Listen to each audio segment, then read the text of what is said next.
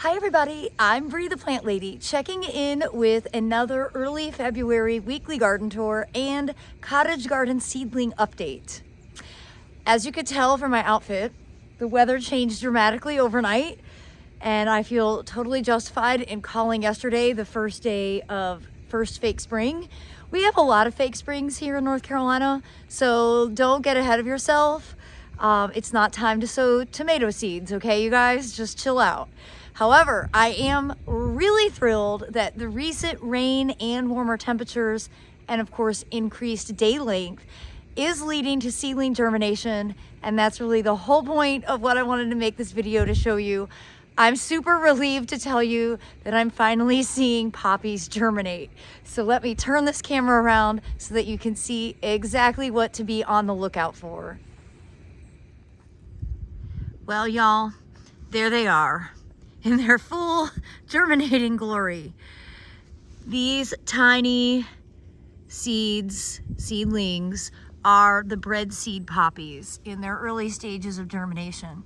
And they're actually pretty easy to distinguish from California poppies because you see the California poppies have a fork in their young foliage, whereas the bread seed poppies and corn poppies, and to be honest, I don't completely remember everything that got sown here. I need to go back and watch a video.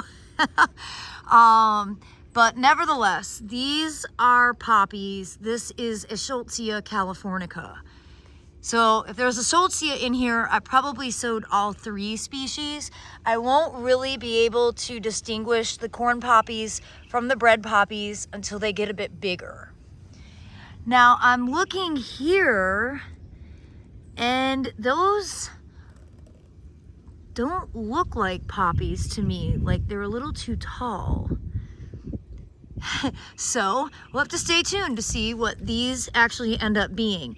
Again, when they're at this early germination stage, the cotyledon stage of leaves, it's really hard to distinguish one plant from another. But I am over the moon thrilled to see this germination.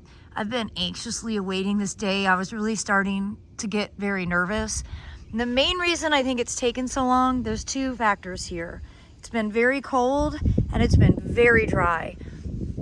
And I actually really should water with the hose just to keep the bed nice and moist, because this is the stage that you really don't want your beds to get too dry, because then that will impede the seedlings from being able to get established.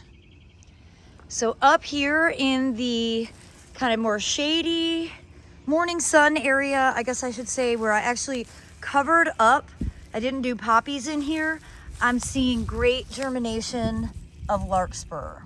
I believe that's larkspur. Again, it's at the cotyledon stage, so it's really difficult to tell, but this is looking very promising that this bed sown on New Year's Eve is starting to finally germinate. Today is February 5th. So that's a lot longer to get the seeds to germinate than what I'm generally used to. Again, I think cold and dry are the main factors for that. So we just sowed this bed during the class on Sunday, and I need to mark it. We did bread seed poppies and nigella in here, and that was February 2nd. I'm saying this on a YouTube video, so I have a reference to come back to. Now the homeschool group that planted this border is actually coming this morning, and I'm gonna have them do that section. So really the homeschoolers will be able to take ownership of the entire fence line. But it's great to see this was done on December 5th, and you can see the seedlings are significantly larger. We've got a lot of daikon radish. We have a lot of California poppies. That's all of this. See how kind of silvery and super dissected the foliage is. Those are California poppies. We've got nice Mizuna, the purple. We've got cilantro that is seeded in. This is gonna be a really beautiful border. The clumps of grains are a bit worn down. That's because the deer keep eating them. And I need to, actually I'll probably do it today with the kids. we'll get the cattle fence panels in place to help prevent the deer from getting in here and devastating everything, as they've been doing all winter long. This is definitely the worst deer pressure that I've experienced in my 14 years of gardening here. And give you a view of the bed that we are going to wrap up today. Aiden and I cut the soil cube bag off. You can see the top over there. Got that staged for a cute photo op. And I'm gonna have the kids move the compost around in this bed, and then we're gonna get it seeded with really interesting collection of poppies. We have a lot of larkspur that is self-sown in this border, so we don't need to sow more, but that's all this. And of course, there's always weeding to be done. And the other day, I was starting to weed in here, and then I got distracted with inside work. But you know, you can see the good and the bad. This is the very bad. This is that Galix or Velcro weed. I hate that plant. I have so much Carolina geranium. I absolutely hate it. That is right here. But in here we have a lot of good too. We've got Nigella right here with this nice elongated leaf. Here is larkspur. You can see how the feathery leaf is more rounded. Here is a poppy right here, really getting some nice stature. But you can tell the areas that I didn't get weeded. And I need to blow out all these leaves, weed it, and then get this seeded with poppies so that this border will actually look impressive for the May garden tour. I am noticing that the brazen hussy ranunculus is starting to bloom, and that's a plant that I kind of regret putting in. It's because it definitely is starting to spread. It originally was planted up in here, and you can see where it's kind of growing all over the place, all out there. Looks a little beat down from the cold, but it's starting to bloom, and of course the blooms will lead to seed. This is a winter active non-native that, you know, used to kind of be like, you know, a charming plant until it started to really show its capacity here in North Carolina. All right, so other beds. So the water has been turned off for like 2 weeks. I've not gotten anything watered at the Blue House. The water is officially back on. The bathroom renovations are complete. The house is getting painted right now.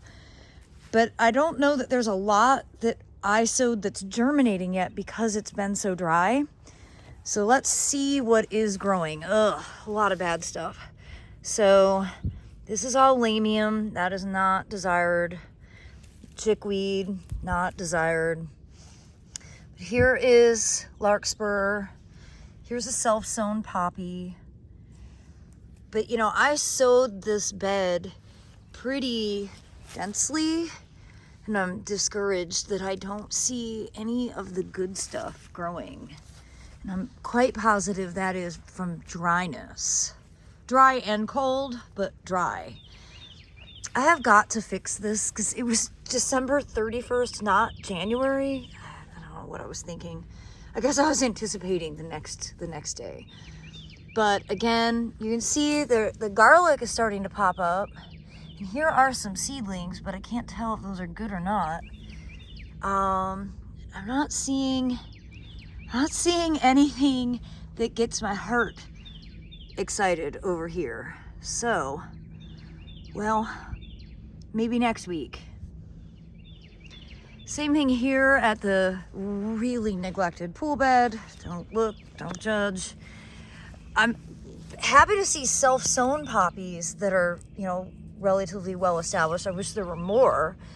And I sowed this, aha, yes, hot diggity.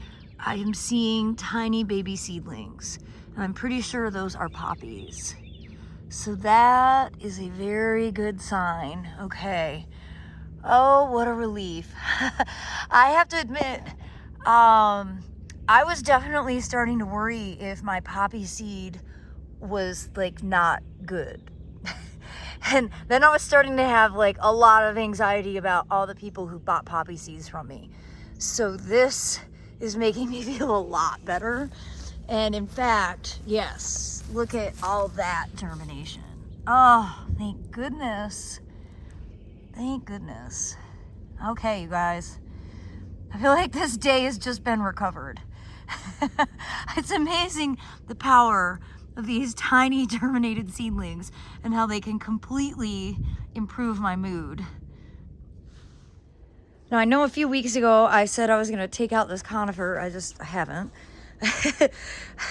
But I think I'm going to, because I have another crepe myrtle that's very similar to these other two, and I think it would make more sense to just have 3 crepe myrtles across the back rather than this one random, not so dwarf conifer, but that's for a different discussion.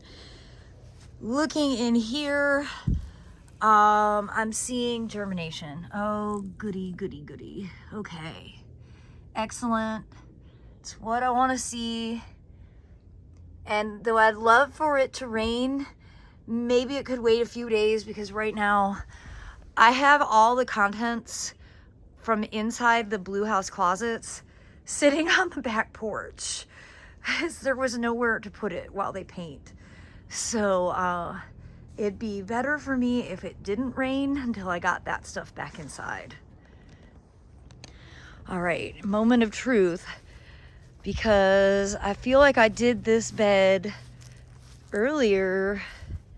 No, I did this bed on January 1st. Okay, so if it's not germinated today, maybe it'll be germinating by the end of the week. The pots, you can actually see tulips are starting to emerge. We've got the barley coming up. Got sweet peas germinating. Lettuce germinating here.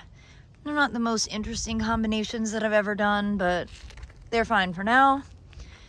Into the bed. I don't see anything. And it's so funny. It's very dry. Look at that. This is full sun, and the top inch is like completely no moisture at all. So it's good that the water's turned on, because I should water this bed today. In fact, I could have the students water this bed, and that might help stimulate some germination. Oh, look at diggity. There we go. There's a little germination. Now the whole bed is seeded. Oh my gosh, look at what I've just found. Stupid Velcro weed. Yep, nightmare of a plant. This gets into Reggie's fur. It causes all sorts of dreadlock problems. So I'm gonna do some weeding out here. But I'm encouraged to see a little germination. I'll be really happy to see the whole bed germinating. And I think that's gonna happen by giving this some more water. So I think the real lesson to be learned this year is that it's dry. At least here in the Southeast, it's dry. Even though we're having like dreary cold weather, we're not getting significant amounts of rain. The ground isn't staying wet like it typically used to. Say my big take on weather is just there's no consistency from year to year, so you don't take anything for granted. And I have been vastly underwatering, and based off of a lot of the questions and comments I've been receiving, I think everybody's been vastly underwatering. So my recommendation is yank out your hoses. And even if we get some rain, like we had a ½ an inch earlier this week, you can see that that ½ an inch of rain is already gone. So we need to be supplementing for our cottage gardens to really be able to get established, because letting them dry out is definitely going to lead to less impressive development.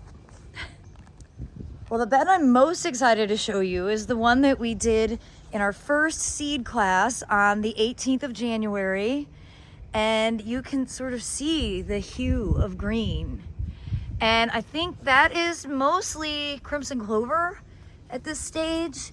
This was the area that we did crimson clover and buckwheat, sort of a ring on the middle. And then we did nigella and other things along the edge. So I'm seeing some germination. And then the whole back is all poppies and larkspur. And I'm not seeing germination there yet. I have been watering this bed with the hose. I don't see any poppy germination here, but based off of these other beds, I think it might be another couple of weeks, unless we start to get more consistent rain and warmth. But I'm very much relieved to see seedlings germinating, just because, I've been questioning myself a lot lately, and it's nice to see that what's supposed to happen is actually happening. Well, there's not much new to report from the big front borders. We're actually going to be working on those today, getting the soil cube moved in, and then getting California poppies sown along the edges. So we will be sure to make another video showing you that process. And I hope for right now that today's video will serve as inspiration for you to see all the cottage gardens seedlings starting to finally germinate, to give you some hope for the future of spring. Well, as always, thanks so much for watching, and happy gardening, everybody.